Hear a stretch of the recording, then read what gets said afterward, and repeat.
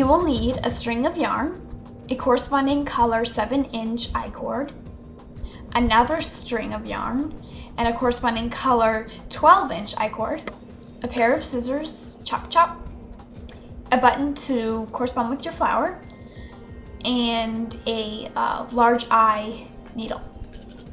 So we're going to start with the bow, and I'm going to go ahead and take my string and I'm going to just thread it through the needle, just getting it wet and then threading it and setting that aside. Then I'm going to shape my bow by creating a loop on the right side of the bow, just kind of making it have a little tail there, and then making another loop on the left side so it shapes like that. I'm just going to pinch it with my fingers. And I'm going to kind of skewer it with the needle. I call this skewering it because you're going through 3 layers of I-cord, so sometimes it can be tough to pull it through. Then I'm just going to pull through the needle. And I'm going to go ahead and just tie actually 2 knots on the end of this strand just to make sure it's pretty secure, and that way the bow doesn't unravel and the string doesn't come through.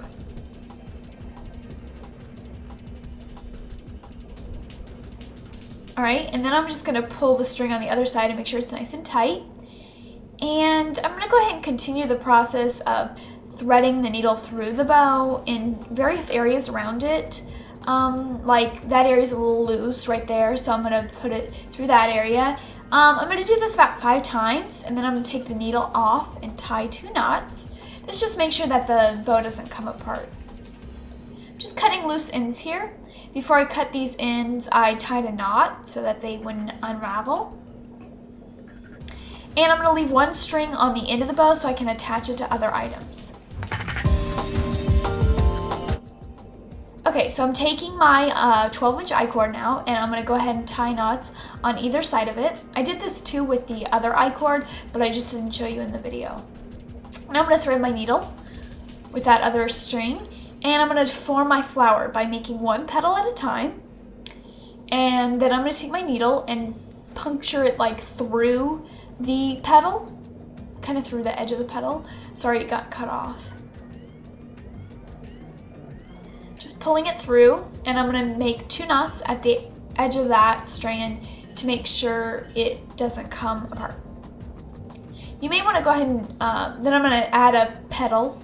You may want to go ahead and do what I'm doing now without sewing it 1 time before you go to sew it, so that you know how big to make your petals and how many you want, stuff like that. So I'm just adding on petals, taking my needle through them, joining them, adjusting them where I want them, stuff like that. I'm going to do a total of 5 petals. Okay, then I'm just going to do the last one. And it worked out that I had the perfect amount of I-cord to make this flower. I'm just going through, and any edges that feel loose, I'm going to go back through the needle, with the needle through the flower to make sure it's super secure, because these can unravel over time. Right, there's the finished flower. Cute, cute, cute. I'm just trimming any edges I don't like. And now I'm going to decide which side I want the button to be attached to. I'm going to go ahead and thread my button like I've done here, and then thread that into a needle. And I'm going to take my needle and sew this onto the front of the button. Just kind of going in through the side of the pollen, if you want to call it that area of the flower. Pulling it nice and tight. And making sure the button's on there tight. And I'm just going to go back through that area of the flower, just making sure it does stay, because buttons can kind of wobble around. So I want to make sure it's as tight as possible. Alright, I'm just going to trim loose edges after I've taken out my needle and tied a knot and stuff like that. I left 1 strand on there once again so that I could attach it to other items.